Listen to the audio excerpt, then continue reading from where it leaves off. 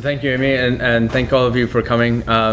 This is our first time we've tried to do this together, so I'm glad that it's informal, because I think there'll be an interesting flow between the two of us, and hopefully some flow back from all of you when we're finished. Hopefully we've given you something to think about. Before the quick setup will be Jessica will do half, I'll do half, and then we'll try to kind of put them together with you. And it's half that way. As a quick background, about a year and a half ago, I had a graduate student as a fellow working with me who was looking at regulation of nanomaterials. And she happened to do a short interview with Terry Davies. And one of the things that she was interested in was, at that moment in the summer, the ways in which the concerns about regulation of nanomaterials was quickly being turned into concerns about the reauthorization of TSCA. We use this as an opportunity at CHF and in my group to think about a much longer history of the Toxic Substances Control Act, probably the most difficult of the environmental statutes to actually pronounce, and so we'll just refer to it as TSCA, since I mess it up when I say it a lot. And we ended up doing an interview with Terry Davies for a couple of hours about the writing of TSCA. The idea was, what would happen if we went back and we interviewed the people who were actually instrumental in crafting that original bill, and then followed it through its course in the EPA, watching it trying to be implemented over the course of 35 years. And what might we gain from these interviews with these primary characters? We interviewed primarily just the directors of the Office of Toxics and the assistant administrator who oversaw, depending on what decade, but oversaw the toxics program, as a way of gaining some perspective on the ways in which that law came to be and the ways in which it evolved and lived as something that people have continued to grapple with. And would you gain some sort of insight about how reform might be playing out if you actually went back and talked to some of these primary actors? It just so happened that right around the same time, we found out that Jessica and some of her colleagues at Lowell were thinking the same thing. And rather than going back and interviewing folks, they took a paper trail route and decided to go back and look more deeply at the archives, rulemaking, testimonies, hearings, and things like that. So that's kind of where we are. And so we've been following each other in parallel paths for the last almost 12 months now. And this is the first time that we're trying to start to bring these ideas together. And we'll talk a little bit at the end, perhaps, about where we plan on going from here. So I'll let Jessica start. Great. Well, thank you, Jody. I appreciate that. And as Jody mentioned here, I'm already, what? I'm sorry. Is this the end or the beginning? It's the yeah, very that's end. the end. So let me, I will escape. Sorry about that. Oh, no, that's okay. I made a quick change at the beginning. Yeah, no problem.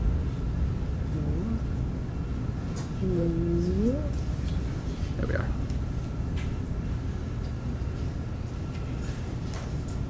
Okay. Oh, it's still the end. Yeah, why don't you just get it on that?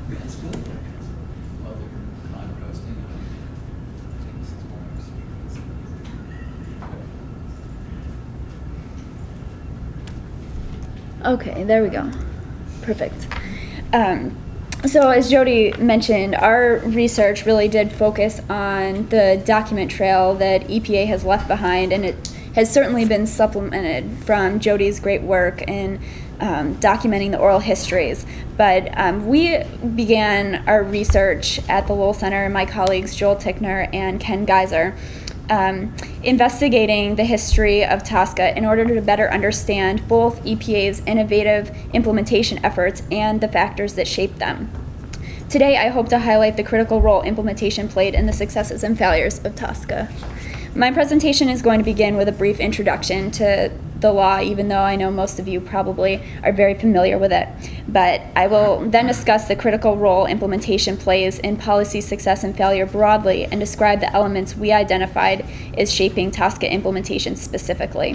I will then tell two implementation stories to detail the ways in which these elements have contributed to the successes and failures of TSCA. And finally, I will highlight how this rich history can be instructive as we contemplate changing or amending the law. So as many of you know, the Toxic Substances Control Act is the primary federal statute regulating industrial chemicals and commerce. When Congress enacted it in 1976, they outlined three major purposes.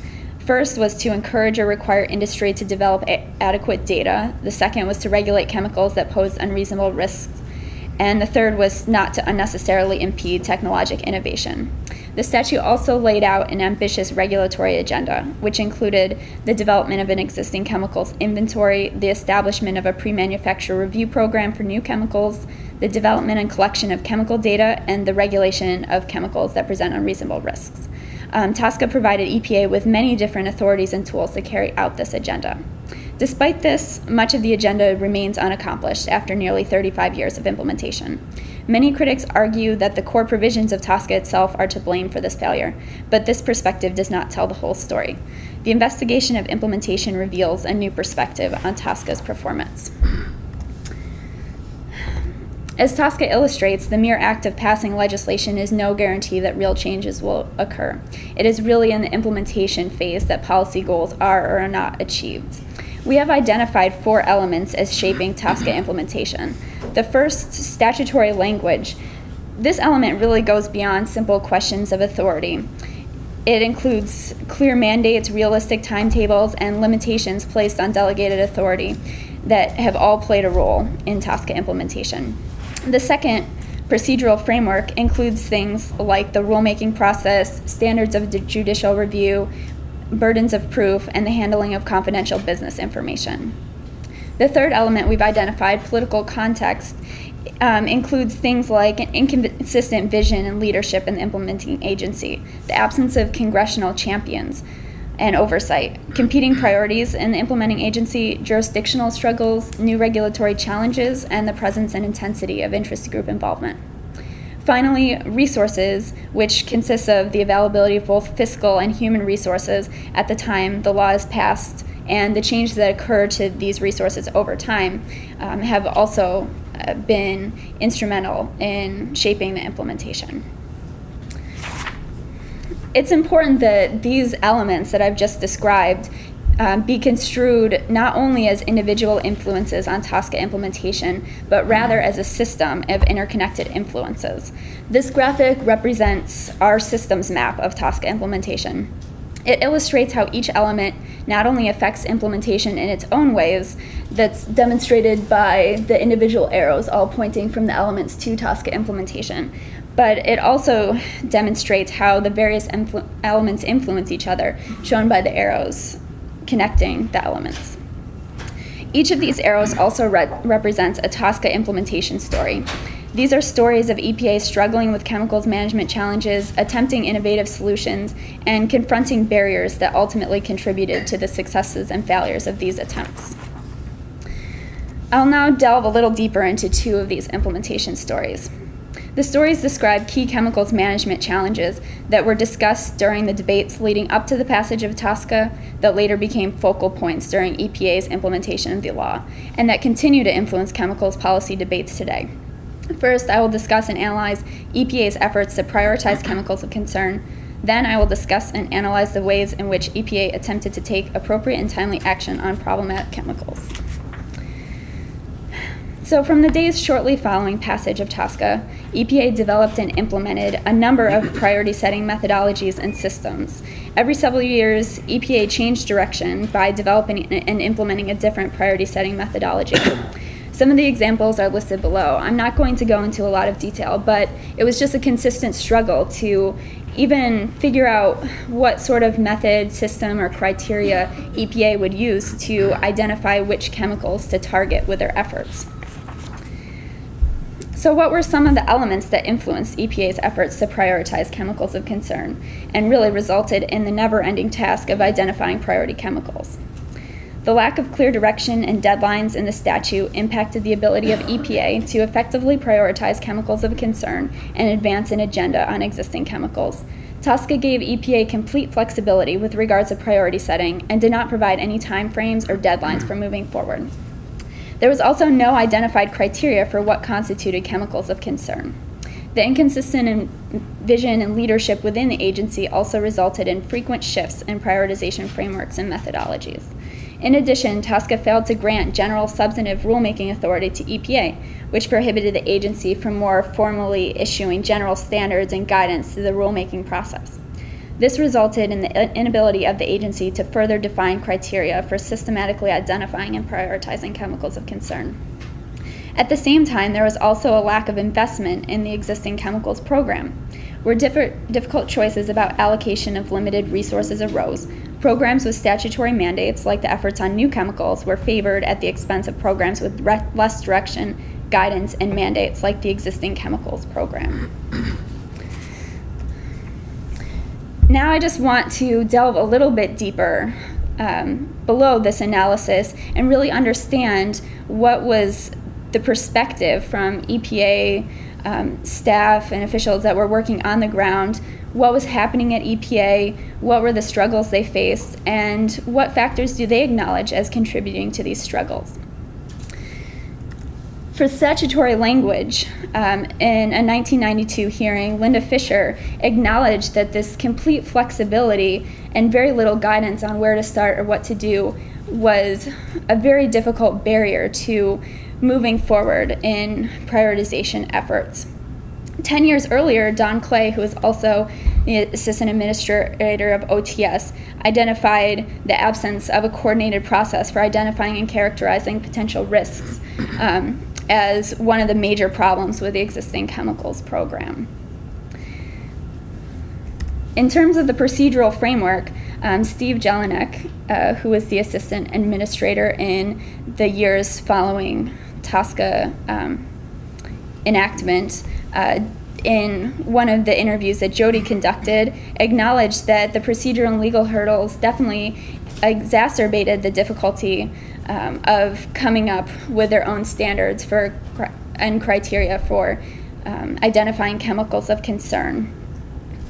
And finally, in terms of the political context, Steve Jelinek, in a hearing in 1978, identified the fact that the existing chemicals program was never going to get as many resources and investment as new chemicals and other unique provisions that TSCA gave to EPA instead of existing chemicals where the agency was already working in many different capacities to deal with some of the problems that they had identified. As a result of the interplay of all of these factors, it is really clear that broad-based prioritization activities became counterproductive to the goal of chemicals regulation and management. So for the second implementation story, I'm going to take a look at the ability of EPA to take timely and appropriate action on chemicals. TSCA provides EPA with a suite of regulatory options for taking action, which spans from banning or limiting the manufacturer use of a chemical to requiring labeling or specific disposal methods, and also gathering information and collecting data on chemicals. Throughout TSCA's implementation, EPA has attempted a number of regulatory efforts in this vein. EPA did exercise authority to undertake specific regulatory action on a small number of existing chemicals, but failed to broadly ban all uses of an existing chemical. EPA also attempted to collect information using a variety of authorities in the law, including both chemical by chemical test rules, as well as the development of model rules to collect more information on a greater number of chemicals. Overall, these efforts switched from regulatory to voluntary over time, and that's one thing I'll discuss in a little more detail in a minute. So what were some of the elements that influenced EPA's efforts to take appropriate and timely action on chemicals and really resulted in the inability of EPA to fully exercise its authority? First, the seemingly broad statutory authority was limited by Congress to chemicals that presented an unreasonable risk, which was not further defined in the statute. Both EPA and the courts have struggled to define the term and have construed it in a number of different ways, more broadly interpreting it with regards to test rules and more strictly interpreting it in cases where EPA attempts to take sweeping action to restrict the use of a chemical. Second, the procedural framework, including the standard of judicial review, the rulemaking process, and the delegation of the burden of proof to EPA, has also provided barriers to EPA's ability to exercise its authority to take action on chemicals. The high judicial review standard of substantial evidence, which EPA must meet to withstand legal challenges of its actions, not only makes EPA's authority more arduous to implement, but also provides a basis for challenging any TSCA rulemaking. In order to prevail in these challenges, EPA often spent excessive amounts of time and scarce resources preparing a record. Rulemaking is essential for many actions under TSCA, but is an inherently slow as well as time and resource-intensive process. It places a burden on the agency to develop extensive findings and orchestrate elaborate comment and hearing processes. Even where rulemaking proceeds smoothly, the process unfolds over years rather than weeks or months.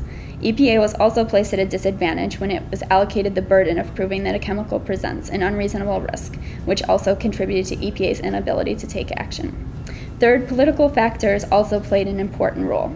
Where political changes occurred at the agency, the vision for TSCA implementation changed dramatically.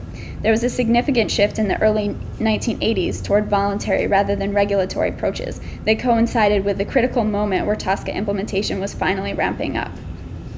Regulatory approaches were put on the back burner and were further extinguished in the early 1990s with the passage of the Pollution Prevention Act and the corrosion-proof fittings decision, which Jody will get into a little bit later.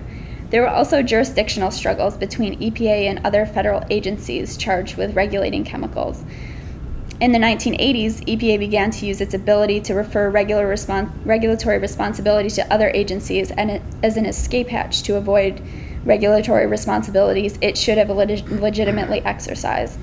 Additionally, EPA had to struggle with regulating chemicals and products, which serve important purposes in society. Finding the right balance between benefit and risk became a barrier for action. Fourth, as a result of cumbersome processes and high burdens associated with taking action, a large investment of resources was necessary to meet these high burdens.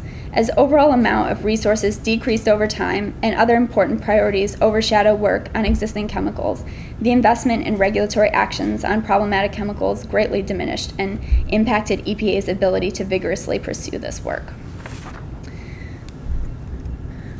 Comments of EPA officials really echo many of these sentiments. As Terry Davies, who was instrumental in drafting TSCA to begin with, commented in his role during implementation at the Conservation Foundation, he acknowledged that unreasonable risk was so central to the act that it will determine the impact and effectiveness of TSCA. Linda Fisher, in a 1992 hearing, I think put it perfectly when she acknowledged that she wasn't sure TSCA was drafted by people that worked in or managed a bureaucracy. Conceptually, a lot of it made sense, but the process they built in to accomplish things under TSCA had contributed to some of the problems the agency experienced in implementation. And I think this was a key problem and something that when rethinking the legislation, implementation does need to be a very important part of those discussions and whether what sorts of things make a law more implementable. In terms of the political context and the issues that came up in trying to balance the risk and benefit of products demonstrated to be of some benefit to society, Steve Jelinek, in a 1978 hearing, described how he didn't know whether or not the balancing of benefits and risks that were placed in the statute would prove to be overly restrictive in dealing with what they thought were real problems and real risks. And finally, resources and the procedure, especially with taking action on existing chemicals, really reinforced each other. And because of these high burdens, more resources needed to be invested to make these actions go forward. And Linda Fisher's quote from a 1990 hearing really demonstrates how rulemaking is directly tied to agency resources. Overall, although the unreasonable risk standard is cited as a key barrier to taking appropriate and timely action on chemicals, EPA's ability to do so was also, as we've demonstrated, hampered by the statutory, procedural, political, and resource factors that were mentioned. In moving forward, it is important to apply this rich history of TSCA when contemplating amendments. This understanding can help frame current debates in two critical ways. First, we ought to learn from EPA's many innovative efforts on key chemicals management challenges. For many of these challenges, which still plague us today, EPA has explored, proposed, and attempted solutions. Understanding what has been attempted can provide a new perspective on TSCA's performance and suggest what must be considered to create an effective chemicals management framework. Second, we need to be respectful of the many factors that have beset effective results from TSCA. Statutory language is surely important, but procedural, political, and resource factors are also crucial to future success. So with that, I will turn it over to Jody.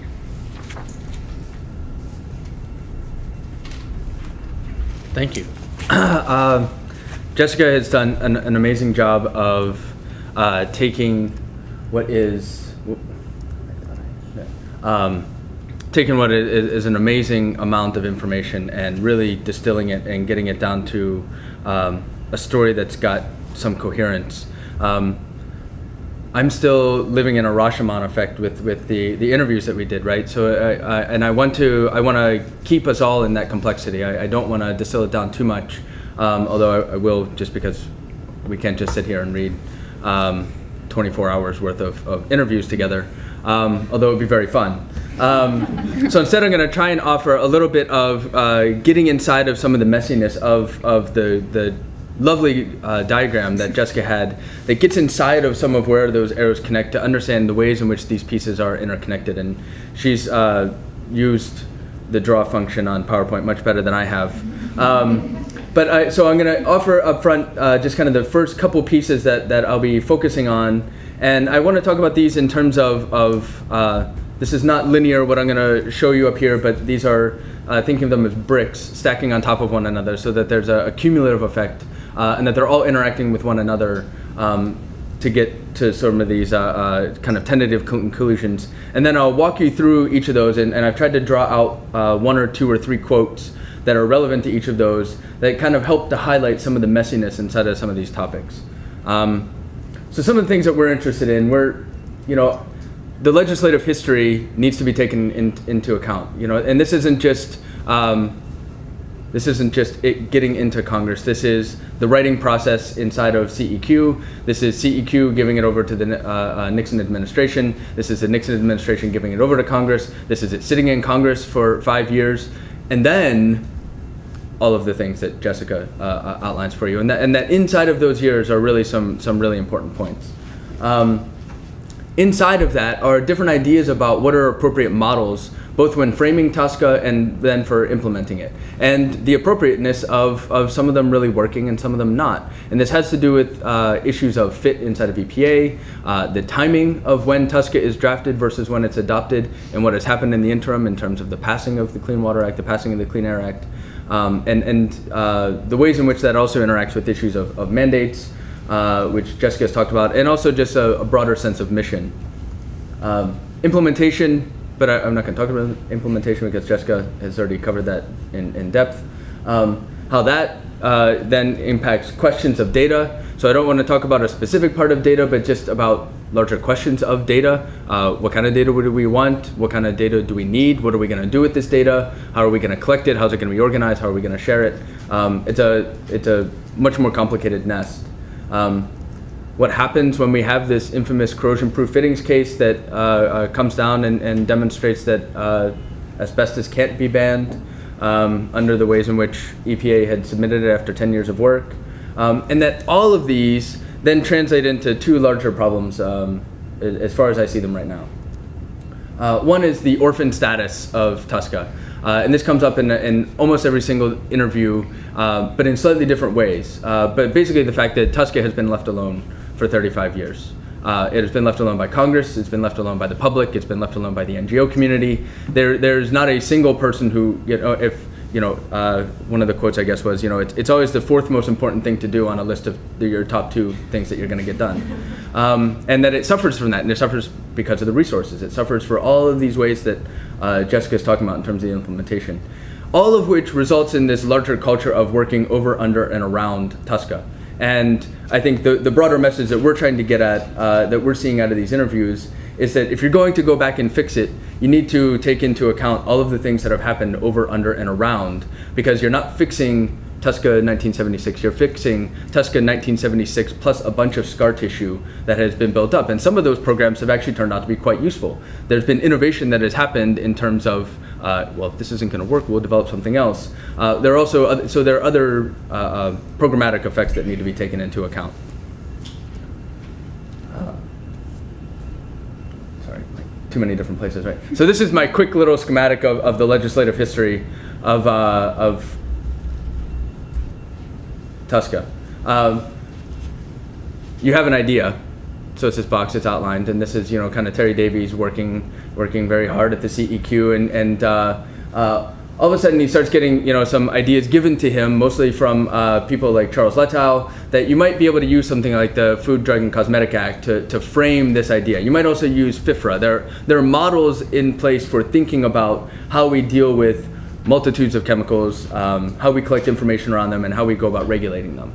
And that these models become crucial for thinking about how the legalistic framework happens. I think, in the words of Davies, you know, I'm just an American governance professor. I don't know how to write laws. They had to bring in somebody else who could actually translate these ideas into something that could actually be a statute.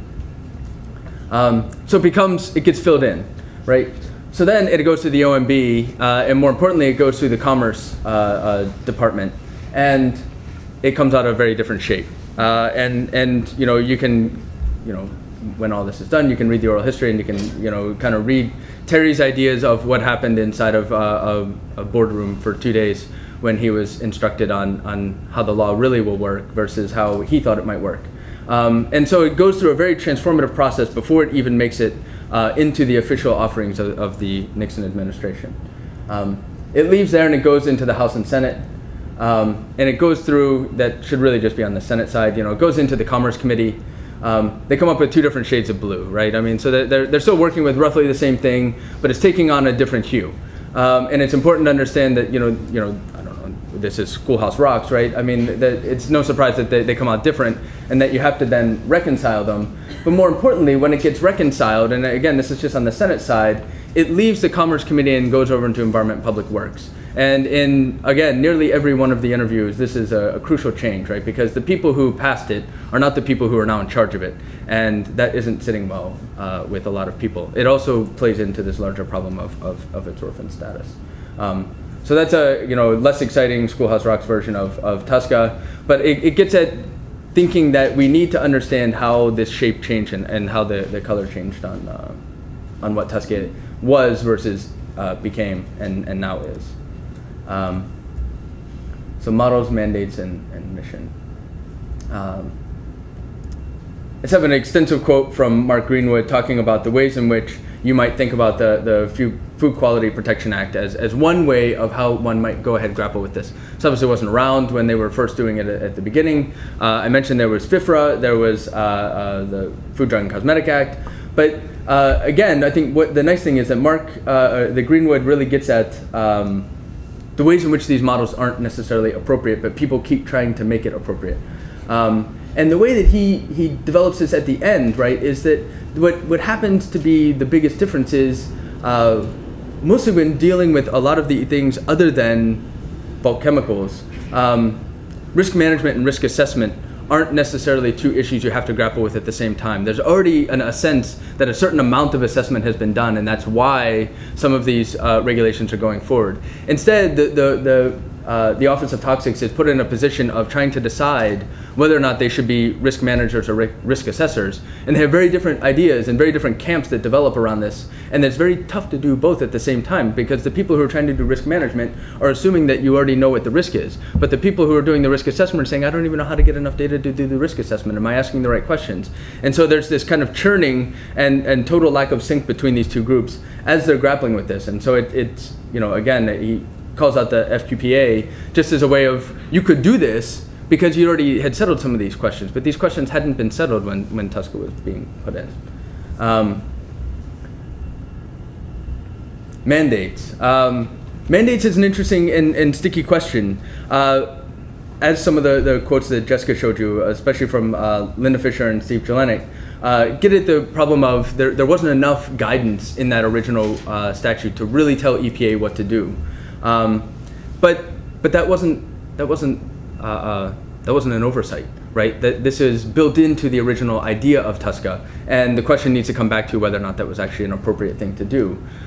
So some of these are labeled anonymous because the interviewees have not approved their transcripts, but I wanted to share some of their insights. One thing a good lawyer realizes fairly quickly is that ambiguity and studied ambiguity is really useful, right? So sometimes it's really nice to not have it all spelled out for you inside of these statutes, because if you've got a savvy lawyer and a savvy legal team, you can do a lot more than you could if someone had written it out point for point for you. This is in contrast to someone like Steve Jelinek, who in conversation with me saying, would have been better if they had just given you a priorities list. And he said standards, not a list. If it's ever reformed and they don't set priorities in terms of classes of chemicals, in terms of exposure surrogates of some kind, this bill is never going to get any better. But then there's one final quote to kind of come back to demonstrate that too can be sticky, is, but in contrast to Congress being vague, they seem to have been unbelievably explicit around at least one thing, right? PCBs. The problem with PCBs is they keep showing up. They're everywhere. So every time you think you've got the PCB thing conquered, oh my goodness, we found more PCBs. And so there's this, if you've got limited resources, your resources keep getting stretched into the thing that you absolutely have to do. If the thing that you absolutely have to do never stops and it keeps showing up, and no one in Congress is reauthorizing this and changing what your mandates are, you just kind of get stuck in a hamster's wheel. And so there's a question of, yes, maybe mandate, but to what extent do you want to mandate, and how do you go about constructing these mandates so that it's actually productive? And these get into then just longer, more general questions about the mission of the organization. The emphasis, especially on the Hill, this is coming from Davies, was to put an end to the chemical of the month crisis. That's what TSCA was trying to do. So there was a mission in there, a broader mission of, every month something's coming up and we're saying, handle PCBs, look at the Keystone disaster, look at what's happening over here, and saying, no, we need some sort of systematic way of dealing with chemicals, not a way of dealing with them one at a time. Davies didn't have to implement it. Mark Greenwood says, but as passed, it has no underlying philosophy, right? It has no agenda, and it was all of that was really cool at the beginning of the 70s. Later, that's not so cool, which is another quote that I could put in from Linda Fisher, who during her interview said, one of the big differences is we just know how to write environmental statutes differently now. Writing those in the 70s, it was really hard. No one had done this before. You're just making it up. And by the time you get to the 90s, it's, well, we know what works and we know what doesn't work. So when we're reauthorizing clean air, we're reauthorizing clean water, we know how to do it better now so that we can actually get what we want out of these statutes. But then, to kind of get into the problems that Jessica has highlighted, Greenwood talking again about a lot of mixed metaphors, left brain, right brain, TSCA the statute versus TSCA the movie. The way in which it plays out, so it might have seemed like a really fascinating idea to try all of these Queen statute ideas of giving it some ambiguity, but that isn't the way it played out. And that's not because it couldn't have played out that way, but it didn't play out that way. And we need to understand why it didn't play out that way. Whether it was just the statutory language is just too cumbersome, whether or not it's organizational dynamics inside of EPA, whether or not it's outside events outside of EPA, things that were outside of their control. Figuring out a way to unpack some of those pieces. And then again, kind of getting into the Queen statute idea. If it was done right, if it had been done the way that, perhaps there was a philosophy, according to what Davies was, we wouldn't have to have all these things. We wouldn't need CERCLA. We wouldn't need right to know. We wouldn't need all of these things that have come up, because it would have been from cradle to grave. It would have overseen chemicals from the beginning to the end. It would have been comprehensive, but it never ended up that way. But the way it ended up playing out, it was designed, as the person said at the end, to just really foster interagency warfare, which definitely happened. Who said that last one? It's anonymous. I can't tell. No, I mean the one above it. It's the two are continued. It's the same. Oh, so there's Davies, Greenwood, anonymous. Yeah. So soon you should be able to read it. All of these eventually, when everybody checks that little box, will be bound and put on our shelves in the library. So that'll be nice. Oh, and I had one other one, it looks like. There it is. Again, from an anonymous person. Really talking about the ways in which you would take this ambiguity and try to figure out what its non-ambiguity is. And it was a great conversation, right? So the idea is you go and you push the boundaries. You go and you get sued. You find out what the limits are by finding out, no, you can't do that, but yes, you can do this. And that one of the problems was that there was a lot of debate between the office directors and the general counsel. General counsel who doesn't like to lose a case, an office director who's trying to figure out what they can and can't do inside of the confines of their statute. And that this created a lot of problems because it didn't allow the office directors to actually test the waters. It didn't let them go find out what wasn't possible. And that this person thought that they would just stick around for 4 or 5 years and that it would get reauthorized because we would have defined the boundary, and if you don't like that boundary, you would change it. But general counsel didn't play along, and you might add that neither did Congress. So the question of data. How do you decide how much data you want, and what are you going to do with that data? So the very question of how you go about collecting the data becomes a little bit tricky. Davies talks about how after he'd left, having a meeting with Jelinek, and that trying to encourage him, right? Be interpretive with this language. This language could be read such that if there is no data, there is a problem, right? But there was so if you went back a slide and started to talk about like, yeah, but how do you actually go and practice that if you've got a general counsel that doesn't want to let you test those? But the general counsel's office would get in the way of those sorts of things. So there was a way in which you might use a studied interpretation to build on that ambiguity, but that seemed to be foiled at a lot of different turns. You could be creative when you couldn't get that data. You could develop things like structure-activity relations, which, according to most of the people we interviewed, they were all very happy with. This was an amazing amount of genius that just kind of developed overnight out of necessity, and has actually evolved over the last couple of decades into a pretty fascinating subfield all by itself, and the ways in which it's actually been used in a lot of different ways. Beyond just thinking about TSCA, that thinking about structure activity has become a field that adopted by a lot of other folks. So you could think about the fact that you could go get data if you really wanted it, but you often had to figure out a different way to do it. And again, kind of closing with Greenwood, who's amazingly reflective on these things, so there's a lot of quotes from him.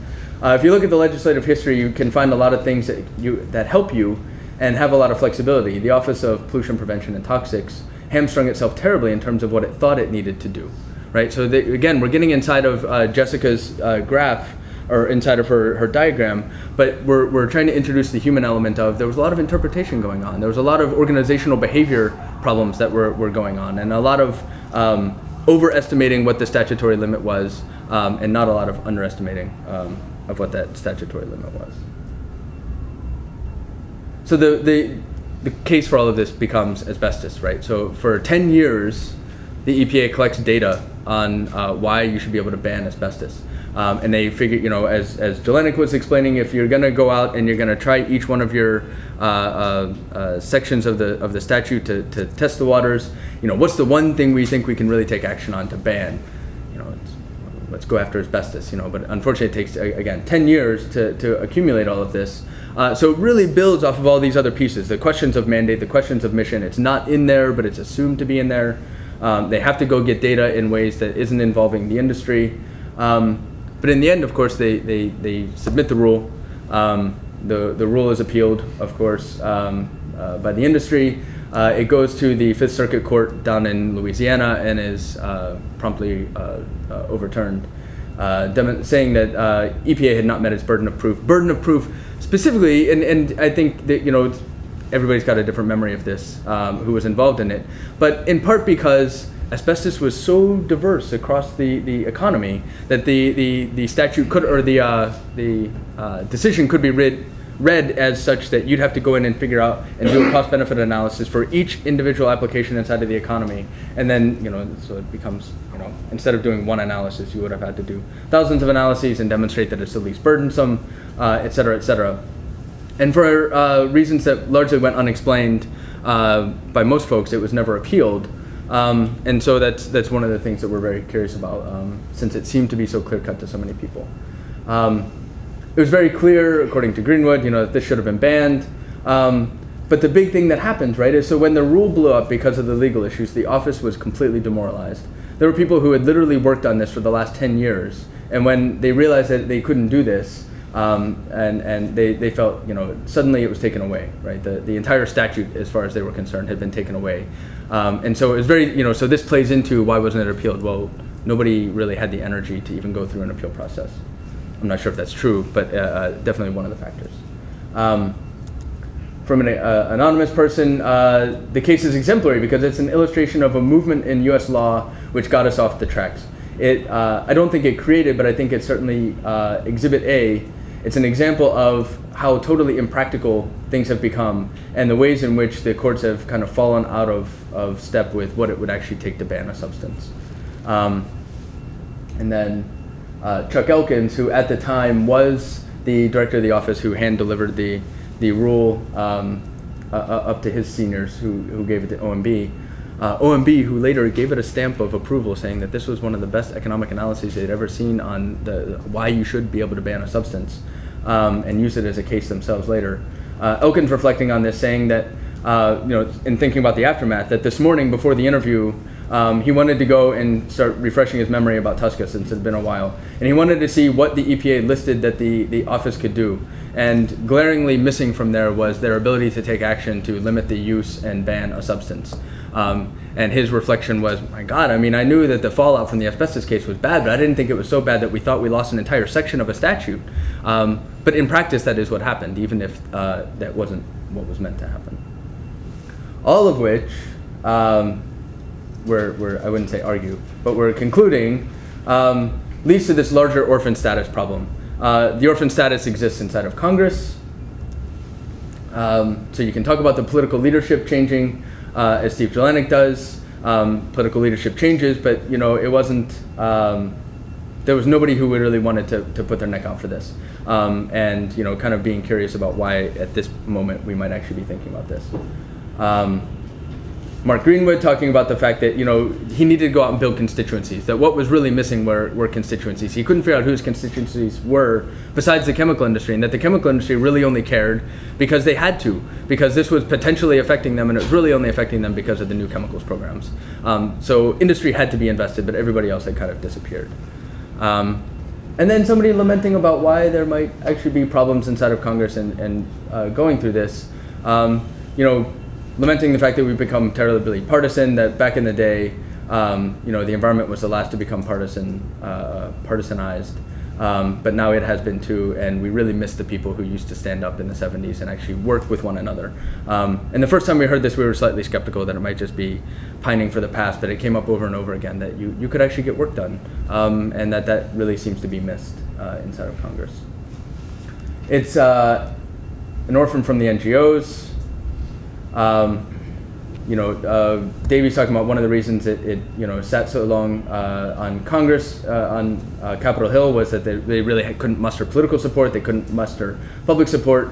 The labor unions were very interested, but the environmental groups, according to him, ranged from hostile to neutral.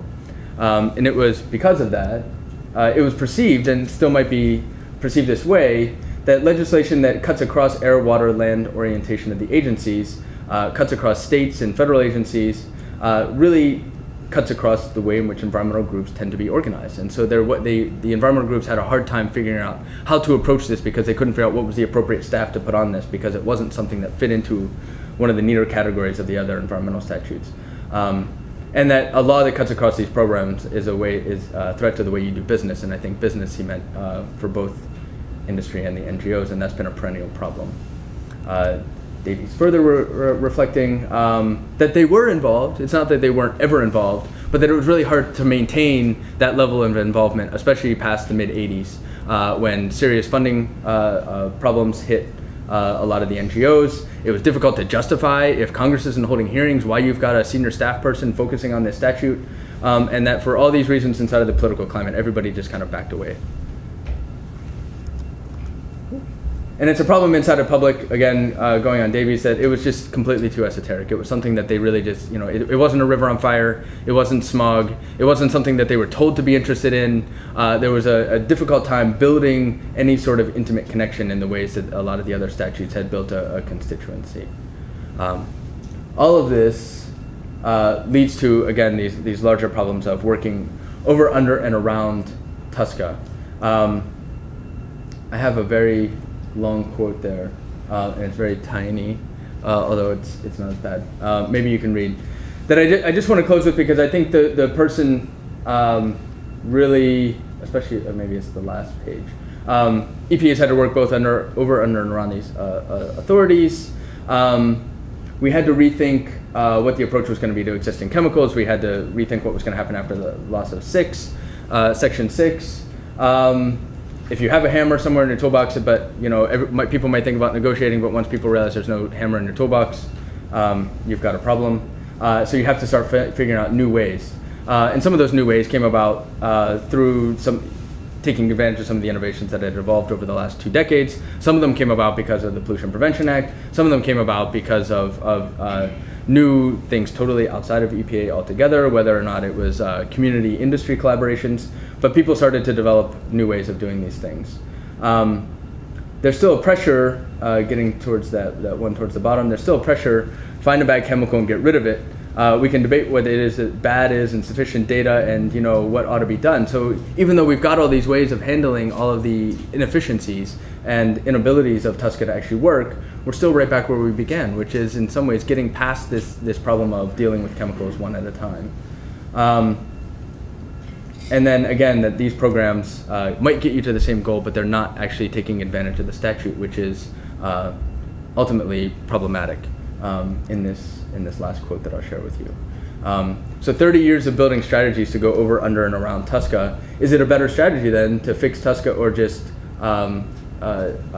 leave it be with these, or I guess actually the way I said it, is that a better strategy than fixing Tuska, or is that a strategy that distracts and guts Tuska? Maybe that was a little leading. That's why I'm not a lawyer. It's certainly not a better strategy than Tuska, right? There's nothing wrong. I'm one of the few people, probably me and Terry, 2 guys drinking on a park bench somewhere someday, about Tuska's original design and why it works. Inventory gets you, separates the old from the new. No new PCBs, boom. Okay, the future's taken care of, our grandchildren will thank us. And then we weave our way through sections 4, 6, and 8, and we get through the existing universe of chemicals. It all works on paper. And don't be stupid bureaucrats, interact with other agencies, play nice with others, and the Interagency Testing Committee. If you've got a problem that can be better dealt with somewhere else, then go to Section 9 and let those people take care of it. Maybe I should have cut out the yahoos. But make sure that they're doing their job. What's not to like? It's a great design. It just never worked for all the reasons that you've got an entire project rooting around on it for. But there's no way that not doing Tuska straightforward, not under, not over, not through, not around, straightforward Tuska would have been the preferred option. But it just didn't happen that way. Separate stories and volumes will have to be told. Whether it was litigation, whether it was politics, etc. It didn't happen. So you end up with all of these other pressures resulting in things like separate titles, so-called voluntary initiatives, chemical by chemical picking off of things, and somewhat stealthy pesticide legislation that might be applicable to industrial chemicals, and all of the above. But you've got to do what you got to do. So that's kind of where we close on things. And I think that what I love about that quote from that person is that it really gets at why you need to pay attention to why this history for us is very important for thinking about the reform efforts, right? You've got to understand that last paragraph of all of the things that have evolved since then, because some of them you might want to keep and some of them you might want to get rid of, or some of them that were voluntary you might be able to make regulatory, and some of the things that are that you still were pushing as regulatory, you might realize that there's a different way of doing them that's not non-regulatory, but you need to be paying attention to those sorts of pieces. So, all right, thank you very much, and yeah.